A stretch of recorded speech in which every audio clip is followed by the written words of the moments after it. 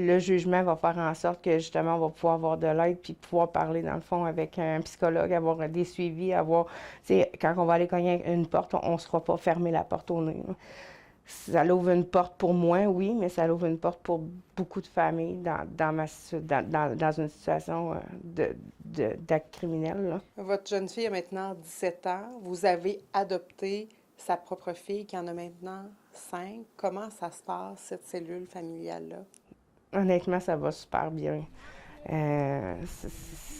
C'est une perle, cet enfant-là. Elle n'a pas demandé à venir au monde. T'sais. Elle n'a pas choisi d'être là. Puis, on essaie de préserver autant que possible qu'elle soit pas au courant de la situation. Puis, au niveau de ma fille, ben, c'est ça. Pour elle, elle joue le rôle de grande sœur, puis c'est correct pour elle comme ça, là. Quand vous dites la vie de ma fille est détruite, qu'est-ce que vous voulez dire exactement?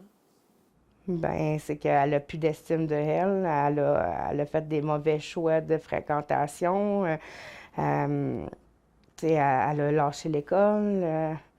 Elle n'a plus aucune envie de rien, là. Même 5 ans plus tard. Là, Avez-vous pu recommencer à travailler? Comment que ça s'est géré, toute cette histoire-là, par la Ben, suite? je travaille plus. Je fais des cauchemars encore. Écoute, j'ai un système de caméra chez nous parce que j'ai peur de ce qu'il peut, qu'il peut débarquer vu qu'à cette heure, il a le droit de revenir en Mauricie. Euh, on a tout le temps des craintes d'arriver face à face avec lui.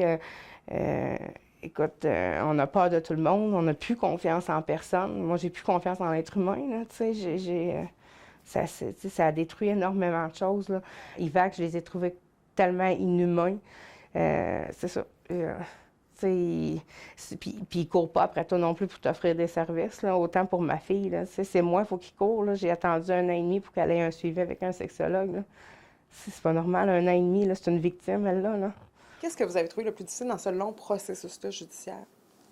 C'est l'attente, puis devoir toujours se répéter, se justifier, puis raconter ce qu'on a vécu. Ça, c'est ce que j'ai trouvé le plus dur dans le processus. Je veux aussi que l'IVAC reconnaisse, c'est justement, toute la qualité de vie qu'on a perdue.